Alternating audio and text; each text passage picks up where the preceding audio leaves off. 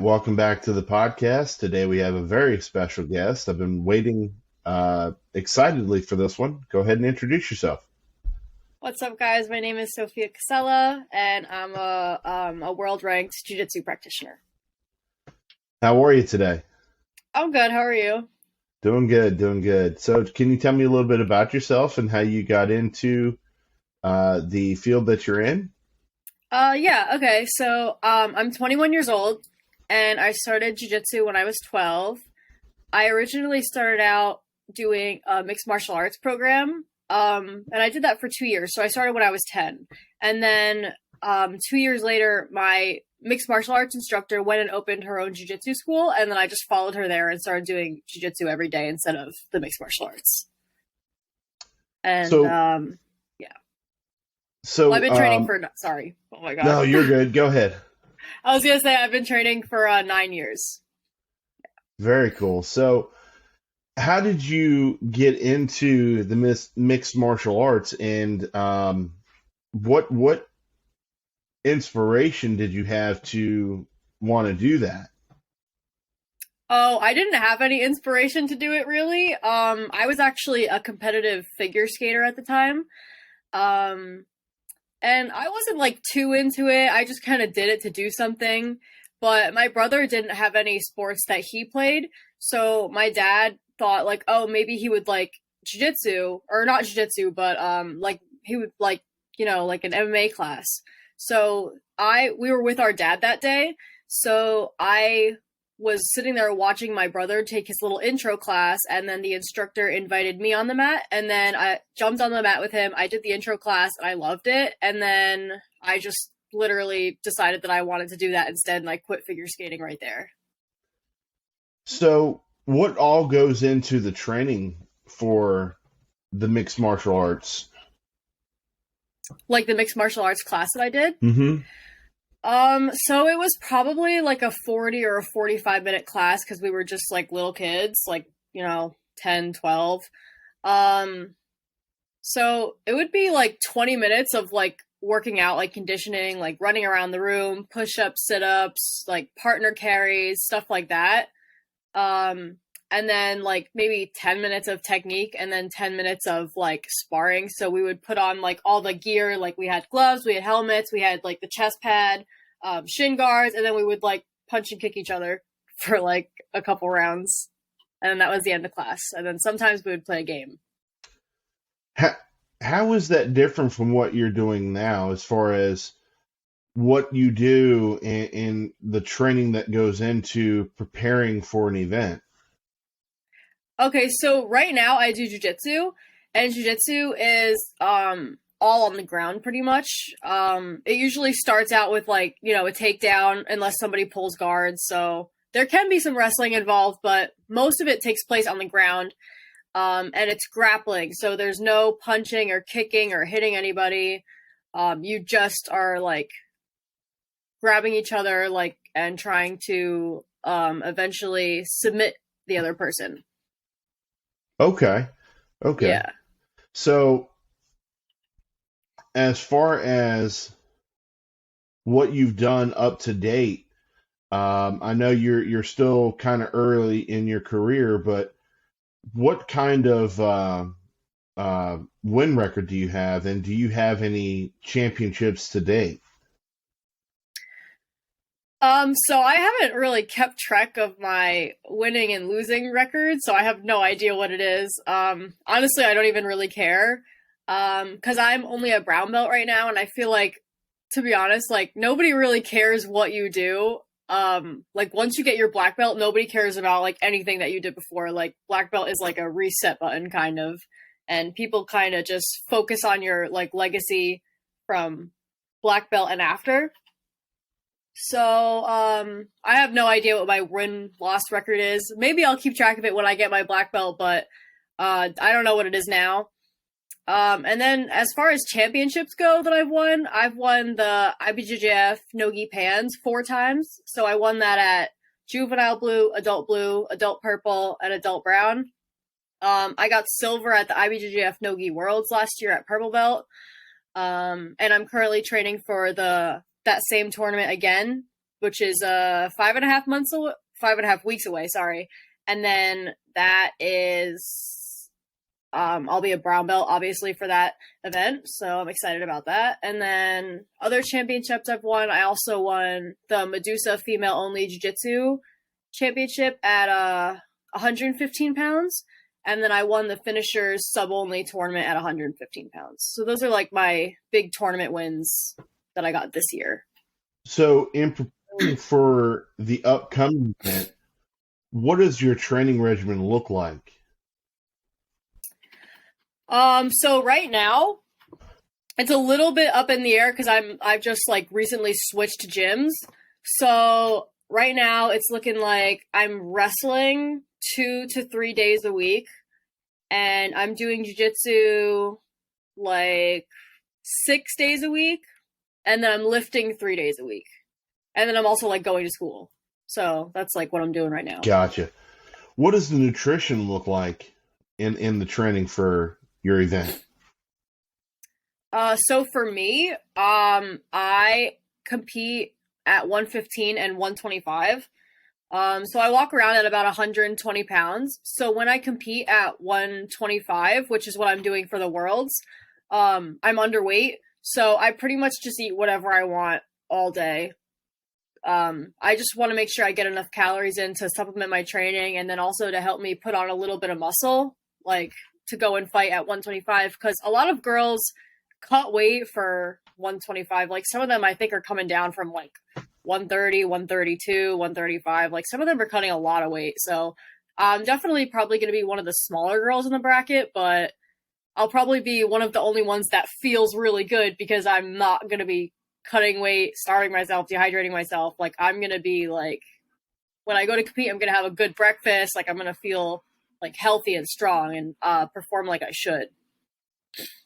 So within regards to your career, we touched on it earlier, being early in your career, where would you like to see yourself end up in the next maybe 5 to 10 years? Okay, so the biggest no-gi tournament in the world, like the most prestigious one, is ADCC. So I would love to see myself winning that, within the next 4 years. And then hopefully I'll have won that multiple times by the time 10 years passes. So that's like my biggest goal. And then I also really want to be a black belt world champion. So when I get my black belt, I'll compete at the Nogi Worlds like I'm about to do in a month. And hopefully I'll have that title as well, or multiple of them. And then I also want to fight for one championship one day, which is a really big organization that showcases all different kinds of martial arts, like on a big stage. So they do MMA, they do Muay Thai, they do kickboxing, and they do submission grappling. So I would do submission grappling, and my goal is to get signed by them and compete for them and win their 125-pound submission grappling world title. So for those people who are watching this that are unaware, the belts that you're talking about, where do you start? And I would assume black belt is like the end all be all. Yeah, so it starts at white, and then if you are 16 years or older, it goes white, blue, purple, brown, black.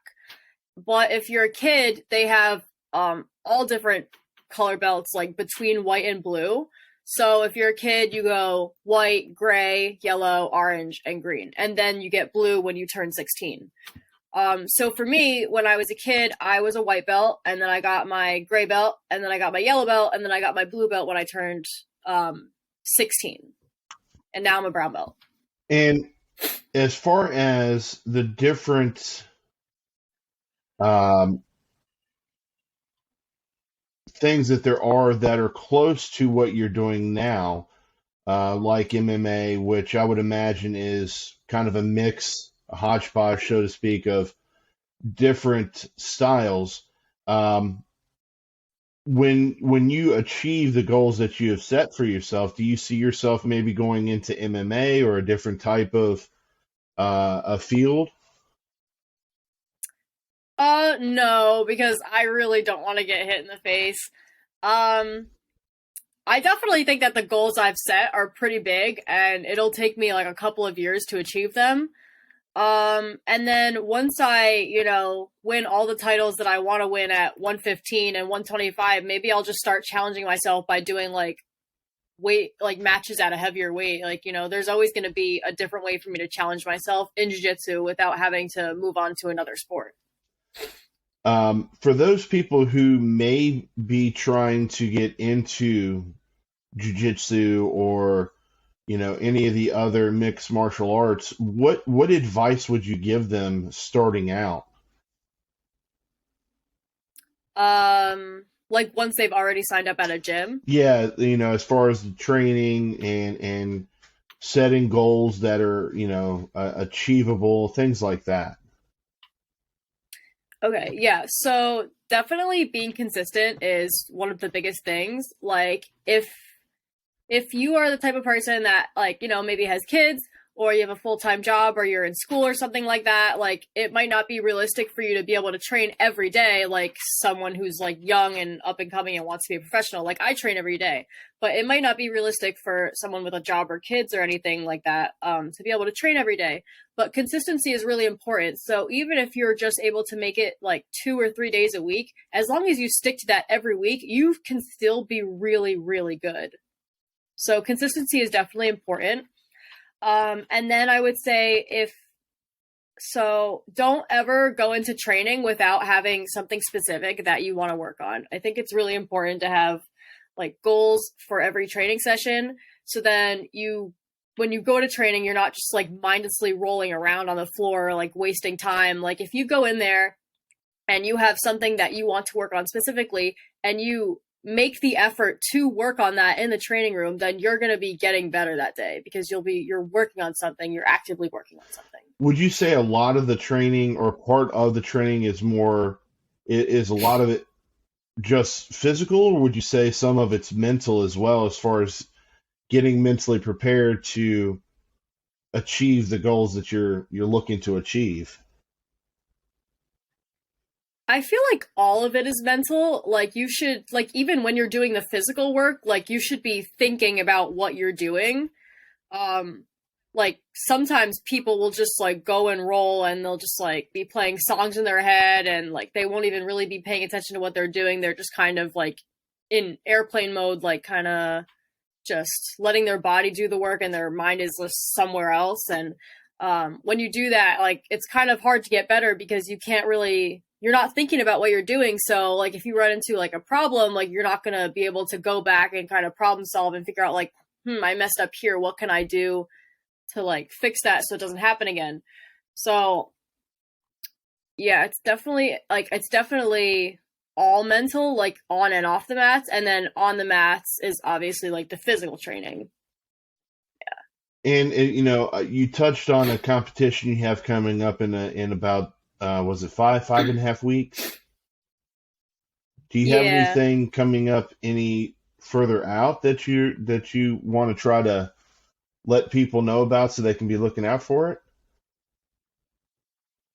Nothing like set in stone, so I don't want to like say something and then it like turns out to not happen. But I do have a couple things like on the horizons, just nothing is like super set in stone yet. So where can we find you on social media, and where can our listeners find video of you doing what you do? So you could find me on Instagram at Sophia Cassella BJJ, and then I just started posting on TikTok also, which is just at Sophia Cassella. Okay. Well, it was definitely very nice to have you on to kind of touch base on what you do, and we definitely hope that the event you have coming up, you do really well and you win that one. Thank you so much. You're welcome. Thank you. And, we hope you have a good rest of the day. And I definitely look forward to possibly doing this again with you in the future, hopefully when you get a black belt. Yeah, we could totally do that. Yeah. But, I hope you have a good day and good luck on the upcoming event. Oh, thank you so much. Thanks for having me.